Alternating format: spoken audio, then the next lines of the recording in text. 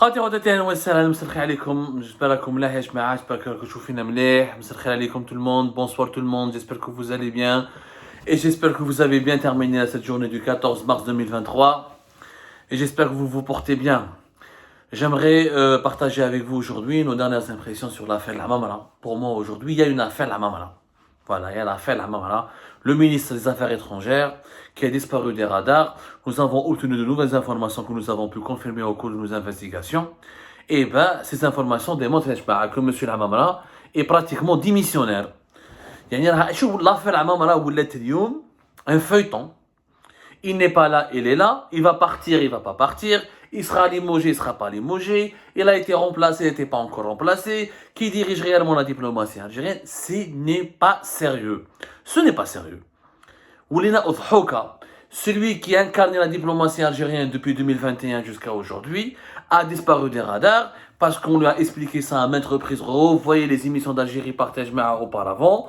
En raison de ces divergences profondes avec le clan présidentiel de Abdelmadjid Tebboune et de son entourage, on lui a mis Ammar Belani, le secrétaire général depuis septembre 2022, et à la fin de l'année 2022, c'est lui qui est devenu le ministre des Affaires étrangères. Ammar Belani, à partir de février 2022-2023, a été pratiquement promu ministre des Affaires étrangères, puisque la présidence ne travaille qu'avec lui, elle le contourne, elle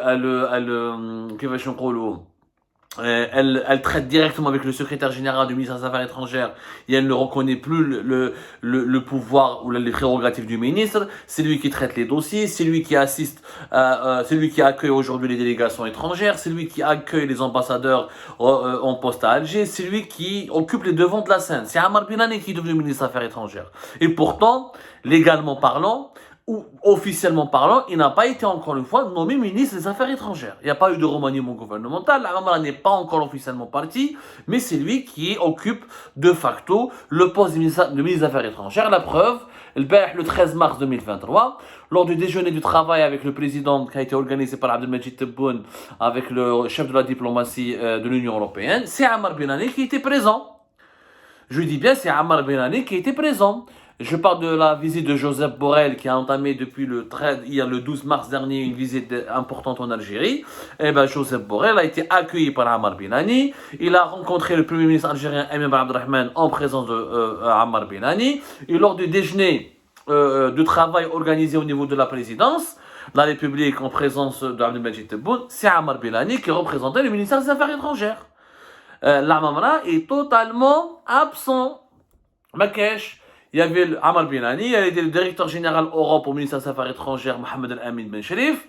Au côté européen, il y avait l'ambassadeur et le chef de la délégation de l'Union européenne en Algérie, Thomas Eckert. Ou la directrice générale pour le Moyen-Orient et de l'Afrique du Moyen-Orient, Afrique du Nord au service d'action extérieure de l'Union européenne, Madame Hélène Le Gall. Et le chef du cabinet du représentant de l'Union européenne, Raphaël Dayer. Tous ces gens-là ont participé à une réunion en présence d'Abdelmadjid Tebboune et du chef de la diplomatie européenne, le chef de la diplomatie de l'Union européenne, à savoir le vice-président de la Commission de l'Union européenne, la Commission européenne, et le commissaire de l'Union européenne pour les affaires étrangères, Joseph Borrell. L'Amamala, comme l'Amamala, sa dernière activité protocolaire, c'était le 26 février dernier. Il n'est plus ministre. D'après nos informations que nous avons pu confirmer aujourd'hui, c'est l'Amamala qui a manifesté sa colère. C'est lui qui a fortement dénoncé sa mise à l'écart. Car Kichefbli Ammar Belani a commencé à prendre du pouvoir. Kichefbli, le dernier remaniement, les derniers mouvements opérés au mois de février 2023 dans le corps diplomatique a touché essentiellement les personnalités ou les diplomates ou les fonctionnaires qui étaient proches de son entourage ou les personnes qui les a lui-même promus ou l'a nommés dans leur poste. Il a compris que la présidence a commencé à opérer une purge. Cette purge, elle vise ses amis, ses alliés au sein du ministère des Affaires étrangères. Et donc, après, Ammar Belani est devenu le seul interlocuteur de la présidence. La présidente de la République n'a donné plus aucun crédit, ne voulait plus parler avec Lamamala, ne voulait plus le traiter avec lui. Lamamala fait amrouhou. Sauf qu'il n'a pas démissionné. Lamamala, ce qu'il a fait, c'est il a aggravé la situation, parce que d'après nos informations, il est parti au ministère des Affaires étrangères, où il a pris toutes ses affaires. Il a décidé de ne plus revenir. Il ne part plus au bureau, Lamamala, maintenant. Un ministre qui ne part pas au bureau, il n'est pas relevé officiellement, il n'est pas encore limogé ni remplacé, mais il part pas au bureau. Je parlais du mouvement qui avait touché le 24 et 23 février dernier, 24 ambassadeurs, 15 consuls et 9 consuls. Les ambassadeurs qui ont été remplacés et admis à la retraite ou à limogés sont tous issus de l'entourage de la Mamara. Alhamdulillah. À vos souhaits, à vos amours, ça donne envie de tomber malade des sujets de l'actualité algérienne. Donc nous avons en Algérie un ministre des Affaires étrangères qui n'est plus ministre, qui a récupéré toutes ses affaires au niveau de son bureau, donc il a vidé son bureau, il est parti, il ne revient plus travailler au siège, mais qui n'est pas encore relevé officiellement de ses fonctions. Il n'a pas démissionné, même Houafam, et même l'Amawala, il a riposté de manière machiavélique.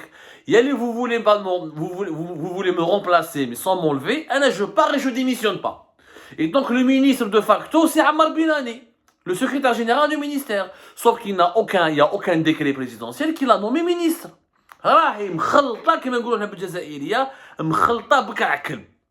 Pour la traduction littérale, c'est devenu un foutoir provoqué avec le pied d'un chien. Ça n'a rien, ce n'est pas rationnel. Donc, la maman, pourquoi il n'a pas voulu démissionner? Je sais pourquoi il n'a pas voulu démissionner. Parce qu'il se venge. Il est en train de se venger. Il sait très bien que ce que Tebboune et la présidence est en train de faire, c'est illégal. Illégal et immoral. Parce que tu ne peux pas contourner un ministre tant que tu ne l'as pas relevé officiellement de ses fonctions.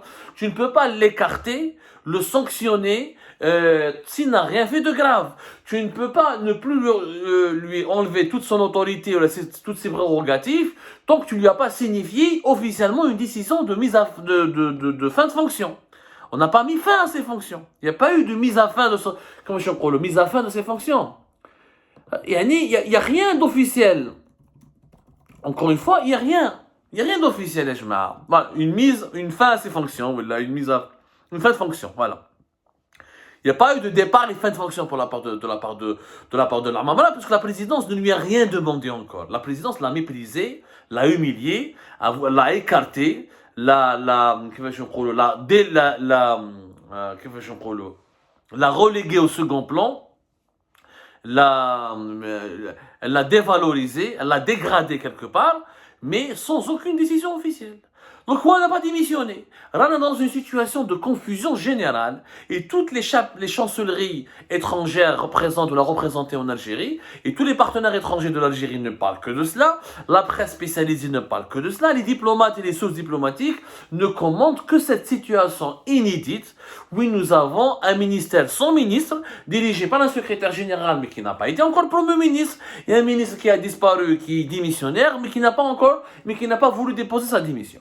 خالوطة يا ناس هذه راهي دولة حنا كاسكو نو ديزون تبون ما يحبش العمامرة من حقه il est président il n'aime pas العمامرة il veut pas travailler avec lui من حقه c'est lui le président من حقه mais relève-le limoge العمامرة tu fais un décret présidentiel tu fais un remaniement gouvernemental ou là tu fais un mini remaniement كيما نحيتو l'ex-ministre des finances ضرب مع le problème مع l'Espagne il a été enlevé une fois le ministre des Finances. Il n'a pas fait de remaniement gouvernemental, il a fait juste il a limogé, il a relevé de ses fonctions le ministre des Finances, Abdelrahman Raouia. Rappelez-vous de Raouia. Raouia qui a été enlevé, si je ne me trompe pas, laissez-moi vérifier, c'était après mars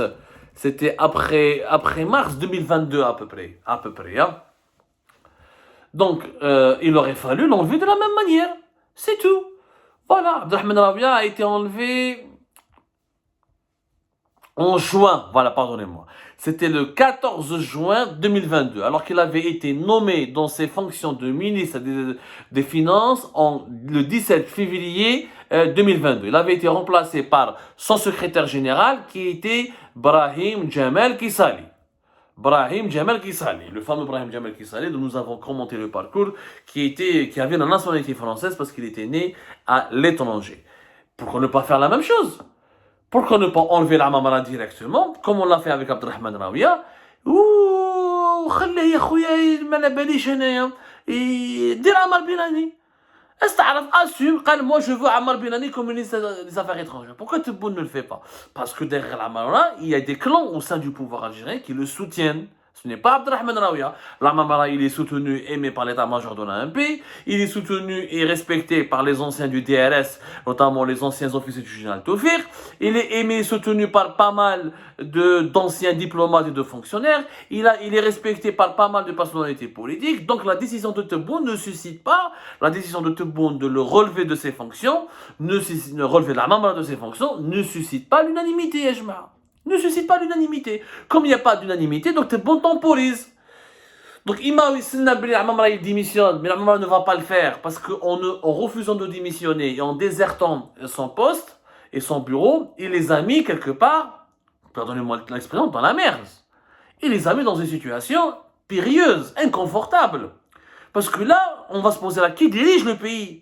Si Tebboune n'a pas la capacité, est-ce que Tebboune a besoin du feu vert de l'état-major de l'armée ou là des autres composants du régime algérien ou de certains anciens officiers, certains anciens officiers dirigeants du DRS pour enlever l'Amamara? Normalement, non. Normalement, c'est lui le président. À partir du moment où c'est lui le président, c'est lui qui détient le pouvoir, c'est lui qui a le pouvoir absolu. Le président de la République en Algérie, c'est un pouvoir quasi absolu. Nous sommes dans un régime présidentialiste où les prérogatives du président sont très élevées, très vastes. Il n'a pas besoin de consulter quiconque, mais il ne l'a pas enlevé. Ça veut dire que le pouvoir de Tebboune n'est pas aussi illimité, ça veut dire qu'il ne détient pas les pleins pouvoirs, qu'il a besoin de se concerter avec d'autres pôles de décision au niveau du régime algérien. Donc, nous sommes dans une situation, c'est-à-dire les partenaires étrangers, les puissances étrangères qui traitent avec l'Algérie, ils vont maintenant douter du pouvoir de Tebboune. Et donc, tu as un président à part entière. Mais tu fais avec ton chef de la diplomatie. Mais tu laisses la situation vide, et pour combler le vide, tu fais un ministre déguisé, qui est le secrétaire général du ministère des Affaires étrangères. Franchement, ce n'est pas comme ça qu'on gère les affaires d'un État. L'Algérie est un pays qui a un prestige, qui a une crédibilité, qui avait un prestige, qui avait une crédibilité, qui avait du sens, qui comptait sur la scène internationale, notamment sur la scène continentale et arabe. On ne peut pas traiter l'État algérien de cette manière. On ne peut pas organiser la disparition ou la mise à l'écart d'un ministre aussi important, d'un département régalien comme celui de la diplomatie et des affaires étrangères, et laisser un secrétaire général diriger ce ministère lors des rencontres les plus importantes et les plus prestigieuses du moment, alors que nous vivons une crise géopolitique majeure au niveau et plusieurs foyers de tension sont à nos frontières. On a besoin de stabilité, de crédibilité à la tête du ministère des Affaires étrangères. L'affaire L'Amamara démontre encore une fois qu'il y a une crise de gouvernance, qu'on ne sait pas qui décide, comment il décide, et que Tebboune ne peut pas décider tout seul, et que contrairement à ce qu'il fait croire aux gens, qu'il n'a pas encore les pleins pouvoirs, ou il ne veut pas assumer les pleins pouvoirs, ou là il attend ce que l'Amamara démissionne, pour que l'opinion publique ou là, pour que les détracteurs de Tebboune ne disent pas que Tebboune a éliminé l'Amamara parce que l'Amamara risque de lui faire de l'ombre ou là, de le concurrencer pour les élections présidentielles de 2024. Parce que tout compte fait, qu'est-ce qu'il a fait l'Amamara? Pourquoi le virer? Est-ce qu'il a fait une faute grave? Pourquoi le virer? Il a un mauvais bilan. Il l'a fait, il faut un argumentaire. Il faut prouver que c'est un mauvais bilan. Belli n'a pas été à la hauteur des attentes et des missions qui lui ont été confiées. Il faut le virer. Mais ils ne peuvent pas dire ça parce que ce n'est pas l'Amamara qui a décidé tout ça de la politique étrangère. On sait très bien que la rupture des relations diplomatiques avec le Maroc, ce n'est pas que le Conseil, que ce n'est pas uniquement, ce n'est pas une idée originale élaborée et pensée par l'Amamara. Toutes les positions en ce moment de l'État algérien sur pas mal de dossiers, la crise avec la France, la crise avec l'Espagne, ce n'est pas que de l'Amamara ou là, ce n'est même pas de l'Amamara. Donc, on ne peut pas rendre responsable l'Amamara de tout.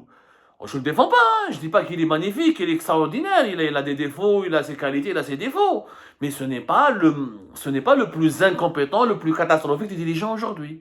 Donc, on ne peut pas le sacrifier sur l'autel des échecs du régime algérien, alors que ces échecs-là incombent à l'ensemble des dirigeants qui ont participé au processus de prise de décision dans certains dossiers qui engagent les intérêts internationaux de l'Algérie.